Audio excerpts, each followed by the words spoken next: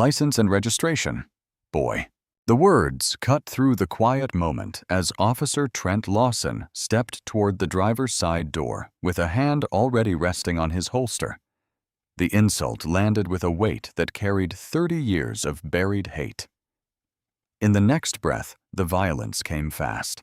The first shot tore into Major Darius Hale's shoulder as he bent to retrieve the military phone Lawson had tossed to the pavement.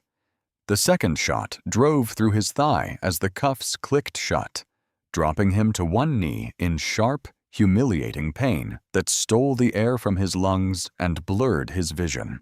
In that instant, even Lawson did not understand that these two reckless bullets would end his career, stain his family name, and open the darkest wound Oakwood had spent decades hiding. His life, his future, and his freedom collapsed the moment he pulled the trigger, though he had no sense of it yet, standing above a wounded man he believed had no power to fight back. Before we continue this story, let me know where you are watching from. Subscribe to the channel and give me a like so more people can follow this journey. Major Darius Hale pulled into the Walgreens parking lot to pick up the medication his grandmother needed for the night. The kind she could not sleep without. The kind he always brought the moment she asked. His return to Oakwood still felt unreal, as though he had stepped back into a house filled with memories he had tried so hard to outrun. He carried the weight of long deployments, the medals no one could see, and the post-traumatic stress disorder he tried to hide from his daughter. All he wanted was to finish the errand, drive back to his grandmother's house, and sit with her until she fell asleep. But Lawson had followed him for 3 blocks, watching the broken headlight, imagining a threat where there was none, convincing himself that the man behind the wheel could not possibly belong in his town. Darius kept his hands visible the moment the patrol lights flashed. His voice stayed calm. "I am Major Darius Hale, United States Army." Lawson ignored the words. The badge on his chest did not mean order to him. It meant power. He reached through the open window, grabbed Darius's military phone, and tossed it onto the pavement with a mocking smirk. Darius leaned forward, careful and slow, every movement measured. His ribs tightened as the shots exploded, the sound echoing through the quiet lot with a force that stunned even him. He felt the heat of the bullet in his shoulder first, then the crushing burn in his thigh, the cold metal cuffs already locked around his wrists. Blood spread across his old Prairie View A&M shirt, the shirt his father had worn before him, the shirt he kept for days like this, days when he needed to feel anchored to something stronger than pain. On the ground beside him, the military phone vibrated once, silent, hidden, activating a classified protocol no civilian in Oakwood had ever heard of. Protocol Phoenix. A chain of alerts spread across encrypted networks, lighting up servers and sensors across 3 states. Within seconds, a red indicator flashed inside the Pentagon Watch Center. Lieutenant Colonel Camila Soto leaned forward, eyes narrowing as Darius's vitals, location, and the first seconds of grainy body footage streamed across her screen.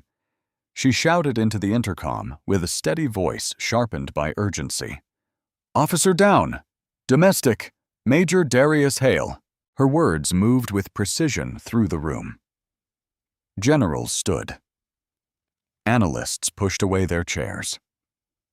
A map of East Texas expanded across the wall, with Darius's fading heartbeat pulsing in the corner.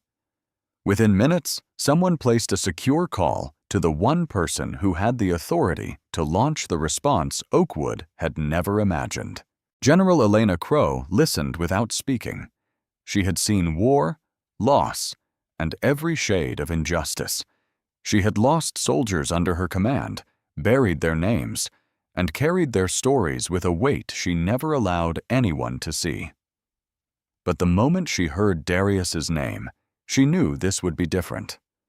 The voice on the line described 2 shots, one man bleeding, a local officer holding the weapon, a system that had failed before anyone could intervene. Elena Crow ended the call with 5 words that moved like a hammer through the operations floor. "Wheels up. We leave now." She knew what Oakwood had done. She knew what it had hidden. And she knew that tonight, the truth would not stay buried on Main Street. Lawson stood over Darius with a face full of contempt, unaware that the world was already turning against him. He muttered under his breath, pacing, shaking, half proud and half frightened by what he had done.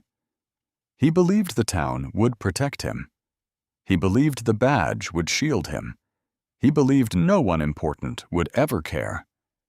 But there are moments in life when arrogance blinds a man so completely that he steps willingly into the destruction he has created for himself. This was that moment for Lawson. Every decision he had made in the past 10 minutes would follow him for the rest of his life. 9 minutes after the shots, the first military alert reached Regional Command. 4 minutes later, the flight deck at Fort Cavazos cleared for departure. Pilots sprinted to their helicopters as crew chiefs locked down gear, sealed doors, and ran final checks.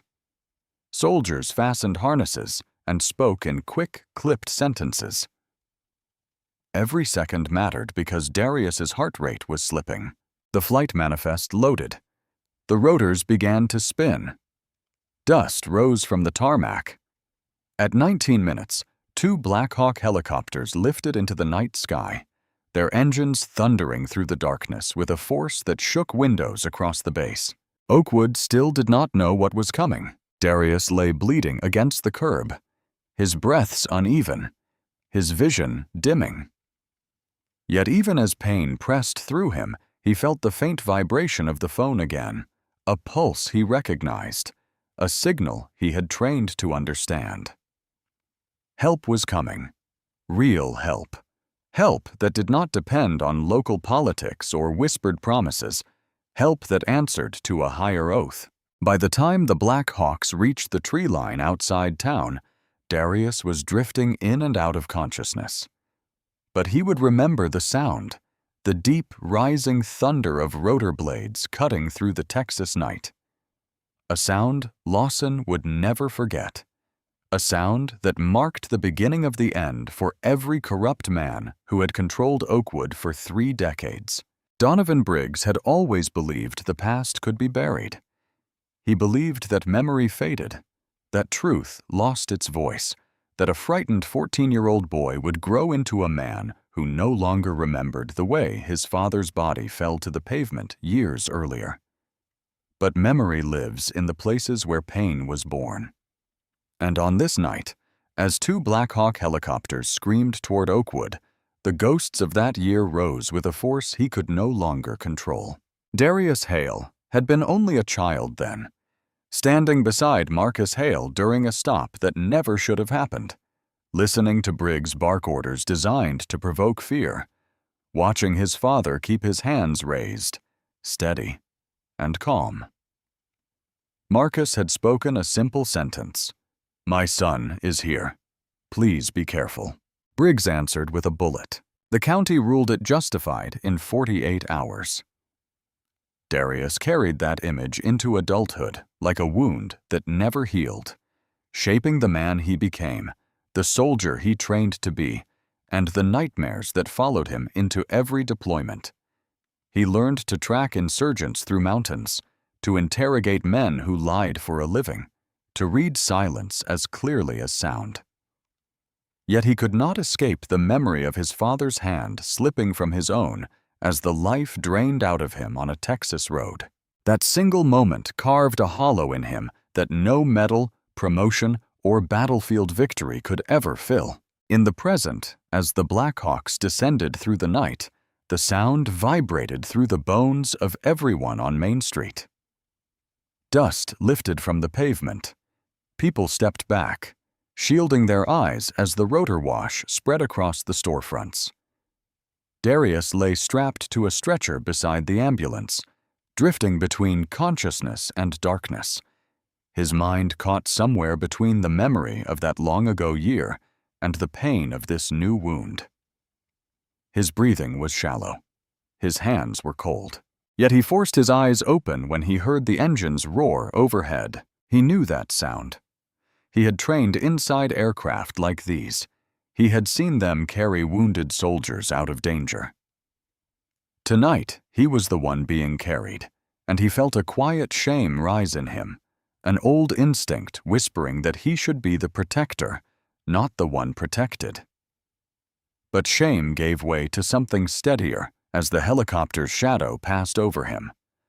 Someone powerful had answered the call.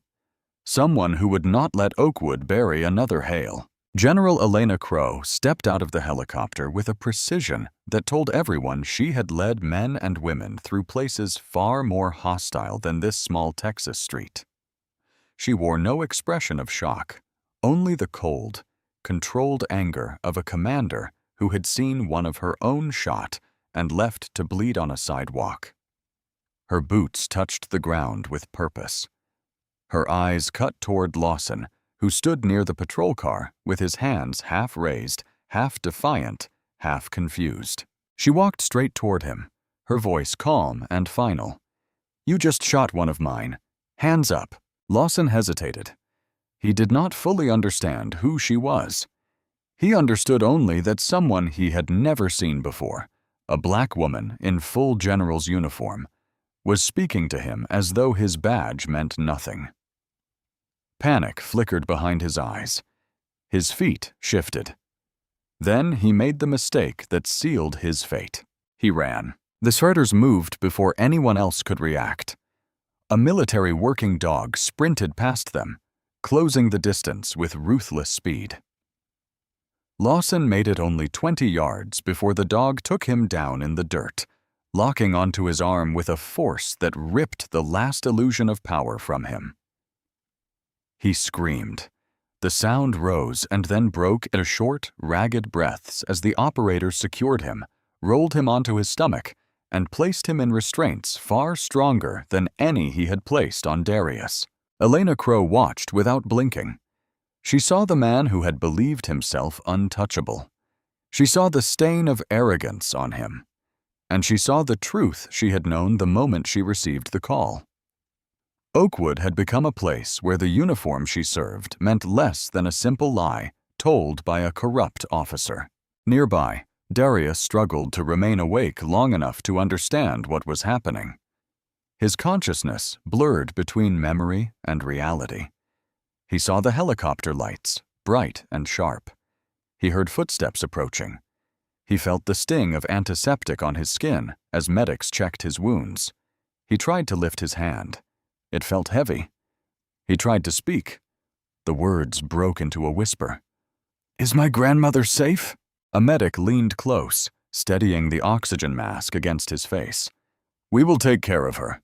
You hold tight." Darius closed his eyes again, letting the voice wrap around him like a promise. In the crowd, people recorded everything with shaking hands. Some whispered in disbelief. Others hid tears. Eleanor Brooks stood on her porch across the street, her phone still raised, her voice trembling as she narrated for the millions who would soon watch. "They shot that man for nothing. And now the army is here. I never thought I would see something like this." She did not flinch as the wind from the helicopter pushed against her clothes.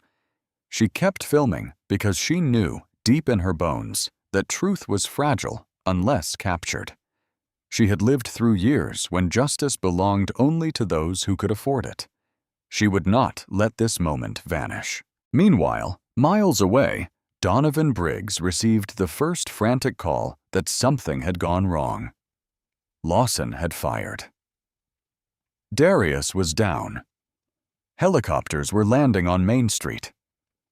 Briggs froze in his office, the memories of that long-ago year pushing against him with brutal clarity. He had silenced Marcus Hale. He had silenced 2 other men who threatened his operation. He had silenced evidence, complaints, and whispered questions for 30 years. But he could not silence a military response. He could not silence a protocol he had never heard of. And he could not silence a general who stood on his street with a face carved from iron. For the first time in decades, fear took root in him. He understood that the past he thought he had buried was coming back with force. As Darius was lifted into the helicopter, medics worked quickly, pressing gauze against the wounds, securing the IV, keeping his heartbeat steady. The rotor wash rumbled through him. His vision dimmed again. But before he slipped fully into unconsciousness, he heard one last thing. The general's voice, calm, strong, uncompromising. "Get him home. He has carried enough." Her words settled over him like a hand resting gently on his shoulder. And then the world faded as the helicopter rose, carrying him away from the place that had broken him once as a boy, and nearly again as a man.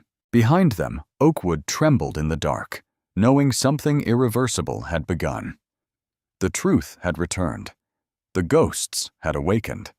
And the fight that started years earlier was no longer just Darius's. It belonged to the nation now. Eleanor Brooks had lived on East Maple Street for 40 years, long enough to know the difference between noise worth ignoring and noise that meant something terrible had happened. And when she heard the gunshots that night, she did not hesitate. She walked out onto her porch with the steadiness of a woman who had survived 2 eras of Jim Crow, 3 decades of quiet intimidation, and a lifetime of broken promises about justice. Her late husband had always told her she carried more courage in her small frame than most men carried in their whole lives. And as she lifted her phone to record the chaos unfolding across the street, she felt that same courage settle over her once more. The camera captured everything. Lawson standing over a wounded Darius, the blood spreading across the pavement, the moment the Blackhawks descended, the arrival of General Elena Crow and the military team, and the sound of Eleanor's own voice trembling not with fear, but with truth. "They shot that man for nothing," she said, filming without pause. "They think nobody is watching, but we are watching tonight." She uploaded the video intending only to preserve the truth, not expecting what would follow. Within an hour, it swept across Texas. By midnight, it had reached 22 million views. People shared it with the same urgency that Eleanor had felt on her porch. They watched Lawson shove Darius. They watched the shots. They watched the military arrive. And they understood that Oakwood, Texas, had become the center of a storm no one could stop. As the video spread, Oakwood police officers began to panic. They drove past Eleanor's house with their lights off, hoping she would step outside so they could intimidate her as they had done to others over the years. When 2 officers finally approached her porch and told her to hand over the phone before she ruined the whole town, she held it tighter and looked them straight in the eye. Her voice was calm, deliberate, and final. "I stayed quiet through Jim Crow. Not anymore." They stepped back, uncertain, shaken by the strength in her tone. They could not threaten a woman who had lived long enough to stop fearing men like them. She turned away, closed her door, and locked it with the quiet finality of someone who had chosen her side. Meanwhile, Darius was being airlifted toward Fort Cavazos, strapped to a stretcher inside the Blackhawk as medics worked to keep him awake. His eyes drifted open in small, painful intervals. His pulse weakened with each mile. Blood continued to seep through the bandages wrapped around his shoulder and thigh. He heard faint voices calling out numbers. He felt the pressure of a medic's hand pressing against his wound. He smelled antiseptic, but through the noise and the blur, one instinct rose above all others. He needed to know if his grandmother was safe. His voice cracked as he whispered through the oxygen mask. "Is my grandmother safe?" A medic leaned close, adjusted the mask, and spoke with soft certainty. "We will protect her. Focus on staying with us." Darius nodded barely and slipped back into the gray haze between consciousness and memory, chasing fragments of his father's face, his daughter's laughter, and the long shadow of that earlier year that refused to let him rest. Back in Oakwood, Theo Rivera sat alone inside a small office at the station, the blue glow of the computer screen reflecting the fear he had tried to suppress for years. He had joined the department at 24, hoping he could do some good, hoping he could help people, hoping he could live differently from the men who trained him. But he began to see the truth early on. Evidence disappearing, money exchanged under tables, patrol logs altered, complaints shredded before sunrise. Donovan Briggs at the center of all of it, smiling with the confidence of a man who believed no one would ever question him. Theo had said nothing at first. Then little things began to bother him more deeply. A teenager beaten for no reason. A woman arrested for asking questions. A man who vanished after being taken into custody. Theo told himself he would look away only once, but once turned into twice. Twice turned into silence. Silence grew into guilt, and guilt became unbearable the night Darius was shot. He knew as he stared at the glowing folders on the department server that this was his last chance to do what was right. He inserted a flash drive, clicked through encrypted files that Briggs believed only he could access, and copied everything without hesitation. Audio logs, body camera archives, drug ledger spreadsheets, transfer orders that made no sense, internal memos signed with initials instead of names. He found one document that chilled him to the bone. 800 kilograms of cocaine reported lost from evidence lockers every year for 17 years, all accounted for in a private ledger kept in a folder labeled with a harmless title, Christmas Donations. He leaned back in the chair, the breath leaving his chest in a slow, heavy exhale. He had known there was corruption. He had never imagined this scale. He removed the flash drive, slipped it into his jacket pocket, and understood that he had crossed a line from which there was no return. As the night deepened, Eleanor's video continued to spread. National outlets replayed the footage, analyzing each frame. Religious leaders spoke about it in emergency live streams. Soldiers posted messages of support for Darius. Parents told their children they were watching history happen. For the first time in Oakwood's long, troubled past, truth traveled faster than intimidation. Lies crumbled in the face of 22 million witnesses who saw the moment a Black Army major, home to care for his grandmother, was shot despite raising his hands, despite identifying himself, despite doing everything the officer demanded. Darius regained consciousness for a moment as the helicopter approached Fort Cavazos. He felt the weight of the neck brace. He saw bright lights above him. His fingers twitched. He heard someone say, "We are landing." He wanted to speak. He wanted to ask again about his grandmother, but the words did not come. Instead, an overwhelming exhaustion settled through him, an exhaustion built from years of serving a country that had always asked more of him than it had ever returned. He let his eyes close, trusting that the people in this aircraft would carry him the rest of the way. In Oakwood, Theo stepped out of the station with the flash drive in his pocket, knowing that the moment he crossed the parking lot, he was no longer an officer of the department he had joined. He was a witness, a whistleblower, a man who had chosen truth over survival. Eleanor stood inside her house, watching her video rise across the world. Lawson sat in restraints, bleeding from the dog bite on his arm, shaking with the first waves of fear he had ever felt in his professional life. And Donovan Briggs stood alone in his office, staring at the phone on his desk, listening to the quiet, waiting for news he already knew would destroy him. Darius Hale should not have been on his feet. Yet in the early hours, wrapped in gauze, stitched at the shoulder, and limping from the wound in his thigh, he moved through the shadows beside Officer Theo Rivera, with the silent determination of a man who refused to let the past remain buried any longer. He had been released under military supervision for only a few hours, his body still aching from the helicopter flight and emergency treatment, but his mind burned with one goal: to find the truth about his father. Theo led him toward the old evidence warehouse at the edge of Oakwood, a place that had been locked for decades, a place everyone avoided, a place where the town claimed nothing important remained. Theo carried a crowbar in his hands, his voice low and tense as he whispered, "If Briggs kept anything, he kept it here." Darius nodded with slow, steady resolve. He had lived his entire adult life with an unspoken question pressed against his ribs. Tonight he would learn the answer. The door opened with a groan that sounded like a cry from the past. The air inside was cold, stale, thick with dust and the weight of forgotten crimes.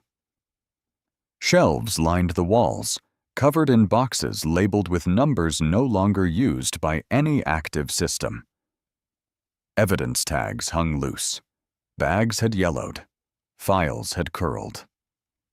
Darius moved through the rows with careful steps, his breath controlled, his eyes sharp despite the pain that pressed against him. A faint memory tugged at him. The smell of this place, the silence, the echo of boots. He had been here once as a boy, dragged by his mother to demand answers about the night his father died. They told her the case file had been misplaced. They told her there was nothing to see. They told her to leave and not return. He remembered her tears when she returned to the car, her face in her hands, the tremor in her voice as she said she was sorry. He had carried that memory like a scar. Theo stopped near a concrete slab at the back of the warehouse. It was out of place, too clean, too smooth, poured recently compared to the rest of the building. He crouched beside it and whispered, "This was poured in '94. No construction orders, no documentation, just this slab." Darius felt the air thicken. His heartbeat slowed. He knelt beside the slab, touching the cold surface with trembling fingers. He did not need a name. He did not need a clue. He felt it in his bones. His father was here. Theo lifted the crowbar and wedged it beneath the edge. The concrete cracked, groaned, and began to crumble in jagged pieces. Darius braced himself as the first opening revealed a dark, shallow pit beneath the floor. Theo shined the flashlight into the space. Bones, fabric remnants, a rusted belt buckle Darius recognized from an old photograph. For a long moment, neither man breathed. The truth had been buried under concrete for 30 years. Darius reached into the pit with shaking hands, lifting a small metal tag still attached to the belt. His father's initials were engraved on the back. His eyes closed slowly, as though his body had finally recognized the moment it had been moving toward for decades. He whispered with a voice stripped of strength, "I knew he didn't run. I knew he didn't fight. He never would have left me." The silence was heavy and sacred. Theo's throat tightened. He had feared the truth, but not like this, not with a man kneeling beside the bones of his father, still wearing hospital bandages, still bleeding through his shirt.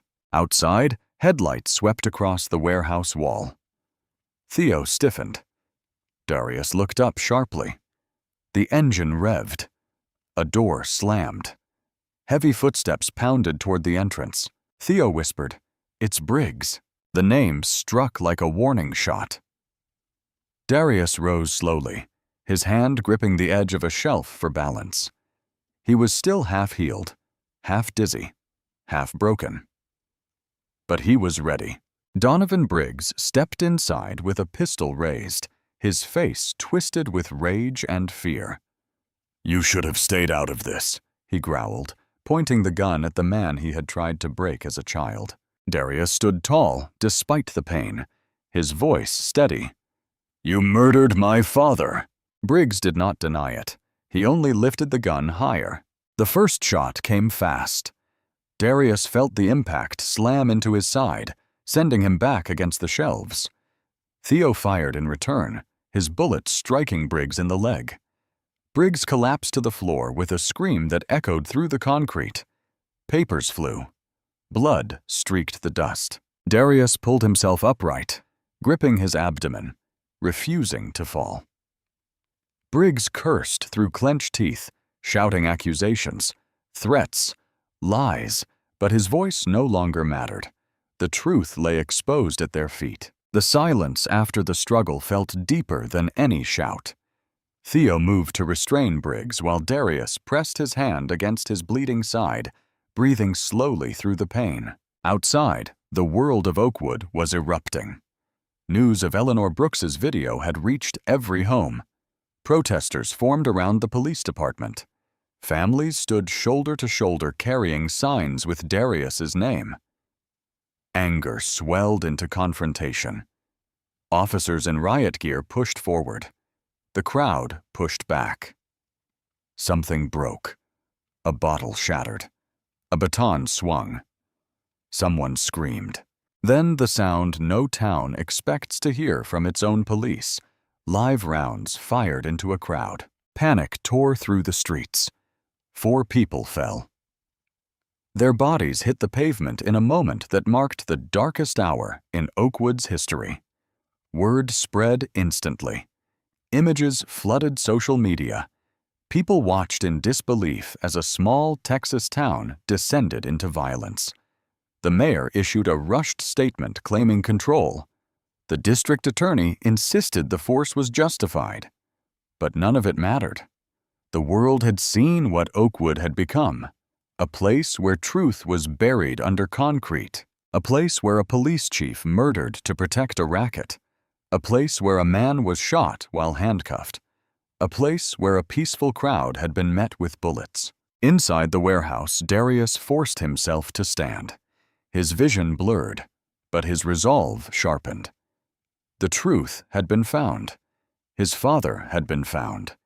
His wounds throbbed with fire. Yet he felt something stronger than pain. Purpose. Theo secured Briggs's gun and radioed for a federal team. Darius leaned against the wall, his breathing unsteady. "It's over," Theo whispered. Darius shook his head. "No, it's beginning." Across the nation, Eleanor's video continued to spread, now joined by footage of the riots, the gunfire, the chaos. Reporters called it the largest civil rights crisis in modern Texas history. The president announced he would address the nation by morning. Oakwood stood on the edge of a reckoning 30 years in the making. The federal courthouse in Houston carried a tension that felt older than the building itself. A tension shaped by 30 years of silence and one night of violence that brought the entire state to its knees. And as Darius Hale entered the courtroom in a wheelchair, his uniform pressed, his bandages concealed beneath the fabric, the air shifted with the weight of a truth that could no longer be ignored. He had been healing for weeks, yet every movement reminded him of the bullets that tore through him on Main Street and the deeper wound carved long ago by the loss of his father. Across the aisle, Donovan Briggs sat shackled, his leg still stiff from the gunshot wound he received in the warehouse, his face pale with the fear of a man who understood that decades of power could not protect him now. Trent Lawson sat further down the row, hands trembling as he waited for the moment he would try to trade his loyalty for mercy. When the bailiff called the court to order, the silence tightened until it felt like a held breath. Judge Marisol Vega presided, her expression firm, her voice controlled, her eyes trained on the defendants with the clarity of someone who had read every file, every witness statement, every ledger Theo Rivera had delivered under federal protection. The trial began with direct questions and direct answers. No theatrics, no distractions. Only the raw truth presented piece by piece until the walls of denial began to crumble. Darius testified first, his voice steady yet heavy with emotion. He recounted the stop, the shots, the way Lawson spoke, the sound of metal cuffs tightening around his wrists as blood soaked his shirt. Then With a controlled breath, he told the court about the night years earlier when he watched his father raise his hands and still fall to the pavement. He described the fear in his mother's eyes, the rushed investigation, the way Oakwood silenced its own truth, and how that silence had ruled his life ever since. The courtroom listened without moving, each word sinking deeper into a space that demanded accountability. When Darius finished, Lawson lowered his eyes and rubbed his hands together, restless, uncertain, preparing for the moment he had been coached to face. His attorney leaned in and whispered, and Lawson nodded with a defeated heaviness. He rose to testify, not out of remorse, but out of desperation for leniency. His voice cracked as he spoke.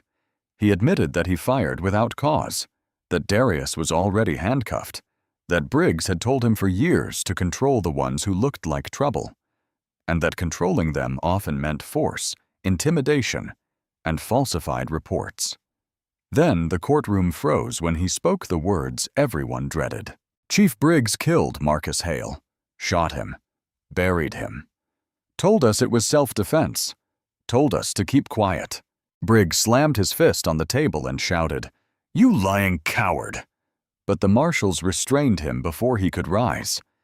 The outburst only confirmed what Lawson had begun to unravel. With each passing sentence, Lawson revealed more of Briggs's operation, the protection deals on Interstate 45, the bribed deputies, the coded ledgers, the missing cocaine rerouted to cartel partners, the silence enforced through threats, blackmail, and at times, force.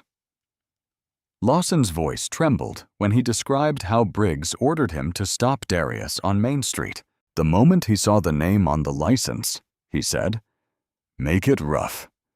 He said the son was just like the father.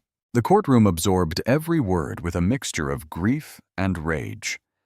But nothing pierced the room more deeply than Darius's reaction. He sat motionless, his hands gripping the rails of his wheelchair, his jaw tight, his eyes locked on the man who had murdered the father he adored. When Lawson finished, Judge Vega called for order, her voice sharp. But the emotion in the room could not be contained. Then came the moment destined to change the course of the trial. As the proceedings continued and evidence was displayed across the courtroom screens, pictures of the warehouse, the slab, the ledgers, Donovan Briggs leaned forward toward Darius as though he wanted the final word before the world stripped him of every ounce of power he had ever held. His whisper cut through the air even from several feet away, cruel and deliberate. "Your daddy died because he stuck his nose where it didn't belong." For 30 years, Darius had carried the image of his dying father with a silent dignity that often broke him in the quiet of night. But this taunt sliced through him with the violence of the past he never left behind. He lunged forward before he realized he was moving, instinct overtaking restraint, grief erupting into a force that startled the entire courtroom. Federal marshals caught him just before he reached Briggs. His body trembled with emotion. But Judge Vega intervened with a calm, resolute voice. "Major Hale, return to your seat. Justice will answer him." "You do not need to." Darius froze, breathed deeply, and allowed himself to be guided back, his eyes never leaving the man who destroyed his childhood. The court then turned to Theo Rivera. His testimony carried a different kind of weight, the weight of a conscience awakened after years of silent complicity. He explained how he discovered the ledgers, how he copied the hard drive, how he had watched men like Lawson and Briggs exert control through fear. He admitted his failures, his silence, his shame, and then said with quiet conviction, "I will not be silent again." He handed over the complete drug ledger that tied Judge Billy Ray Cunningham to years of bribe payments. Within hours, federal agents entered Cunningham's chambers and arrested him before his afternoon docket, the gavel still warm in his hand. Oakwood's corruption had reached the highest levels, and the courtroom understood the sweep of the operation only now being revealed. By the end of the day, The evidence stood tall and irrefutable. Photographs of the remains of Marcus Hale, audio files of Briggs's threats, financial trails leading into private accounts, testimony from victims who had remained silent for decades. Every secret Oakwood had held was now laid bare before the court. Briggs glared at the witnesses with a hatred that could no longer control anything around him. His kingdom had collapsed. His lies had dissolved. His voice, once loud enough to silence an entire town, carried no authority in this room. The jury returned to the courtroom with a silence so complete it felt like the air itself had stopped moving. And in those still moments, every person present understood that 30 years of violence, fear, silence, and buried truth would now be measured in minutes. Judge Marisol Vega looked over her glasses, her expression composed, her voice steady. Yet even she sensed the gravity of what was about to unfold.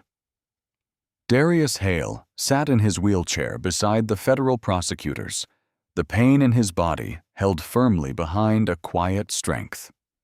He had waited a lifetime for this moment, not for vengeance, but for truth that no one could bury again. Donovan Briggs stared forward with hollow eyes, understanding that his empire had collapsed. Trent Lawson shifted in his seat with the trembling anxiety of a man who knew his plea deal had bought him nothing more than the faintest hope of survival. When Judge Vega asked if the jury had reached a verdict, the foreperson rose and spoke 4 words that carried the weight of an entire state. "We have, Your Honor." What followed unfolded with a swift clarity that cut through 3 decades of corruption. The foreperson read the first verdict. On the charge of attempted murder in the first degree, we find the defendant, Trent Lawson, guilty. Lawson closed his eyes as the courtroom murmured, the word guilty echoing through him like a sentence he had known deep down from the moment he fired his weapon. Then the second charge, civil rights violations under color of law, guilty.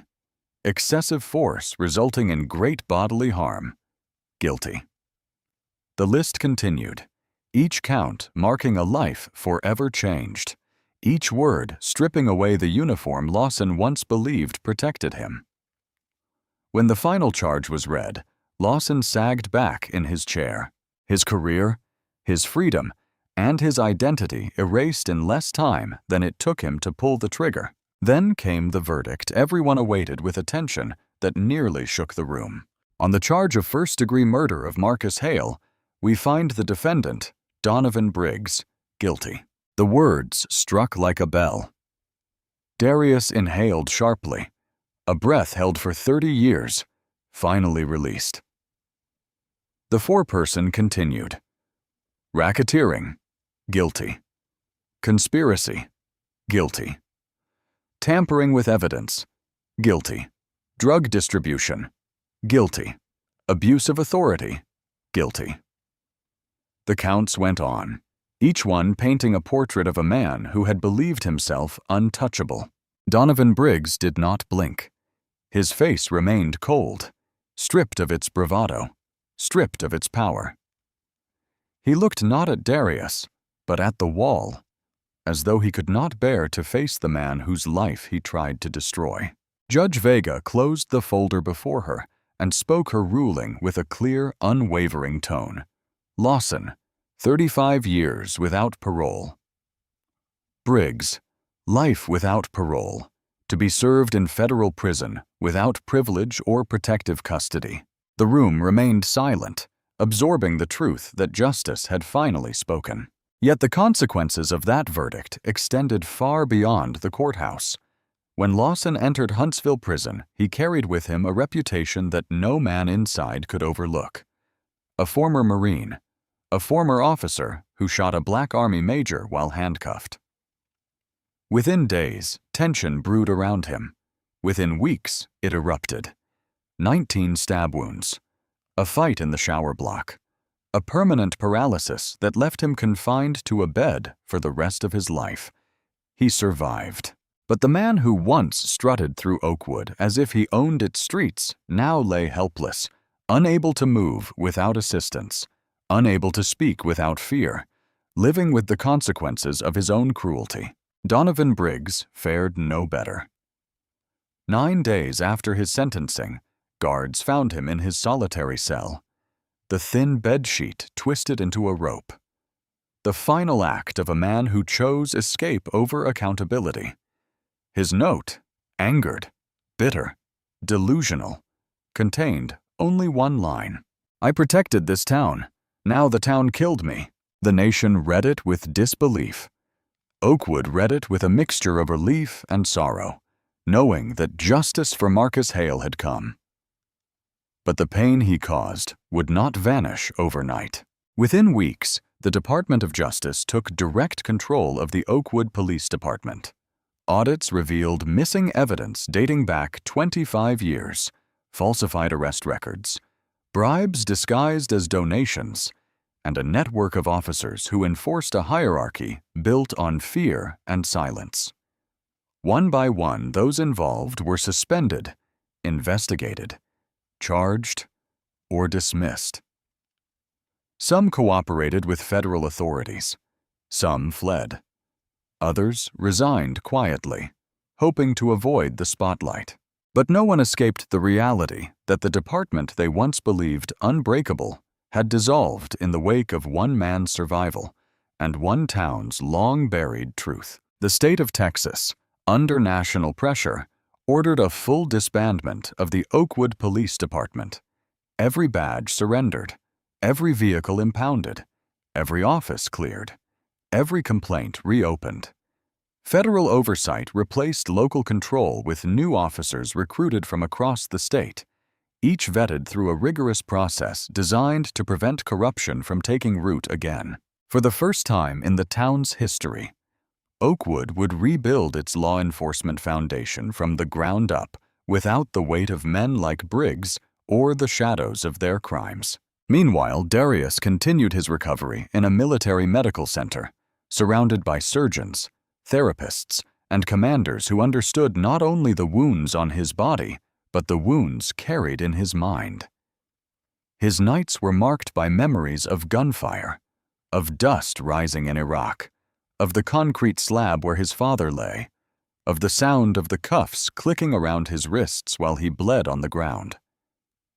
But as the weeks passed, he also found something he had not felt in years, a lightness in his chest, a sense that the truth had finally risen, that the man who stole his father's life could no longer haunt him. He watched the trial recordings. He read the verdict. He listened to the letters of support sent by soldiers, veterans, families, and strangers across the country who saw in him a symbol of resilience and justice. Theo Rivera, under federal protection, testified before a statewide commission. His words changed the course of Texas policing policy, prompting new laws regarding evidence handling, officer oversight, and whistleblower protections.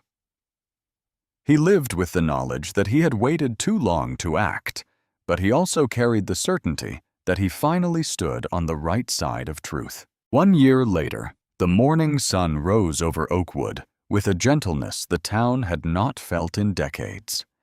And as Darius Hale stepped out of the black SUV at Eastview Cemetery, now walking without assistance though still carrying the faint stiffness of old wounds, he felt the weight of everything that had happened settle into a quiet place within him.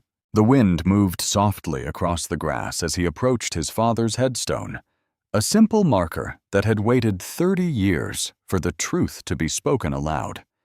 He carried his Bronze Star in his hand, the medal he had earned in a distant war, the medal he had once believed he did not deserve because he could not save the one man whose life mattered most.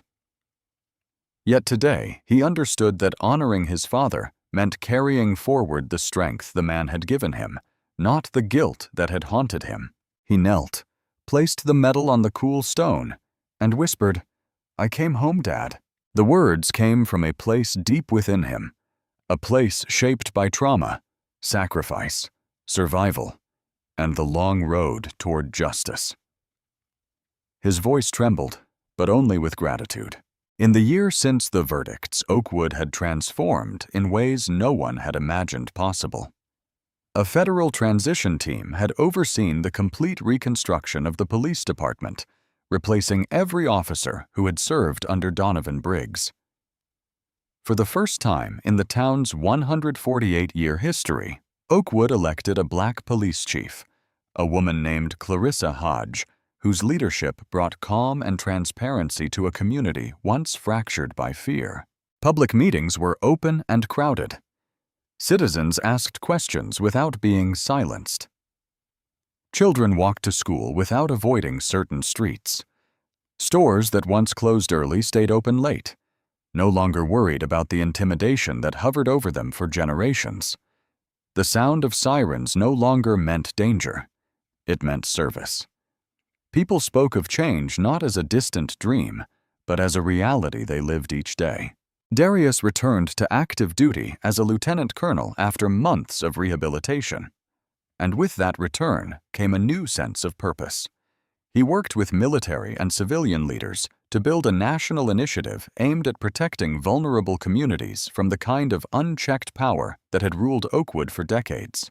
The Hale Sentinel Foundation, named not only for his father, but for every victim of silent corruption, distributed 75,000 recording devices across the country in its first year, ensuring that every person, regardless of race, status, or income, could document their encounters with law enforcement.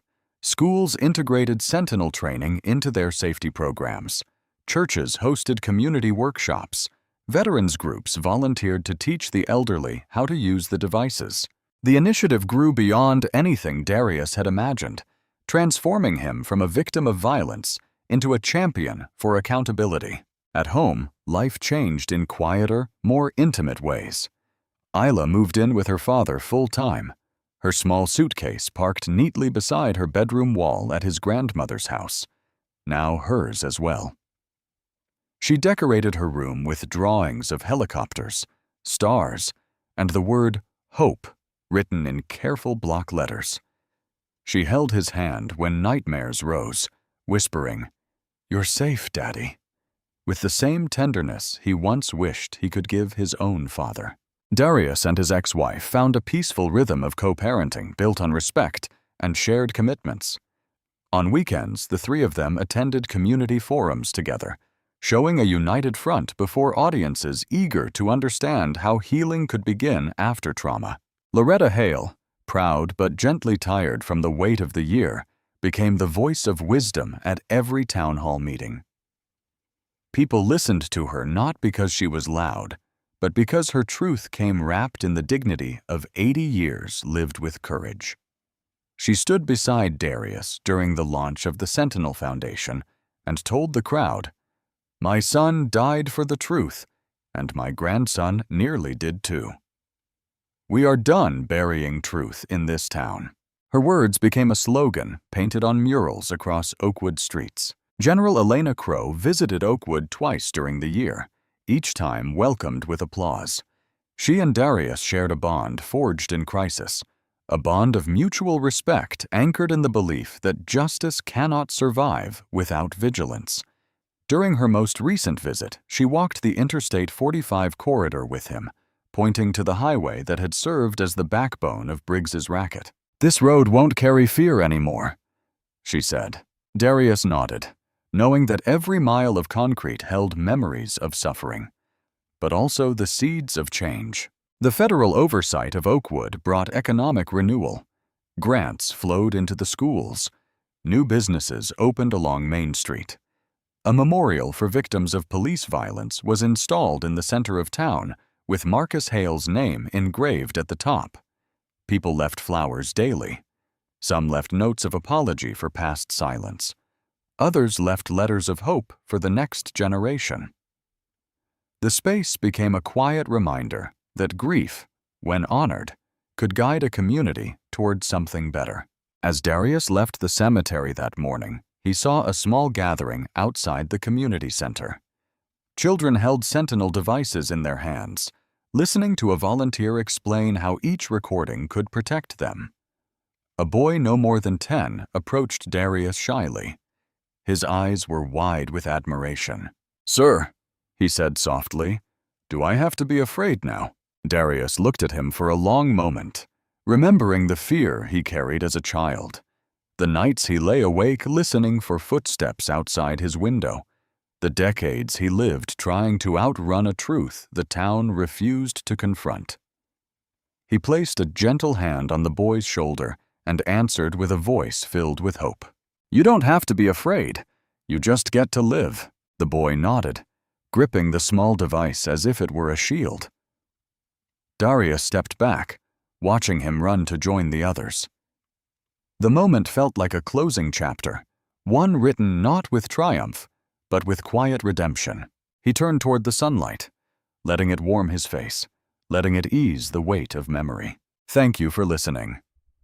If this story moved you, please like, share, and subscribe. Your support helps these stories be heard.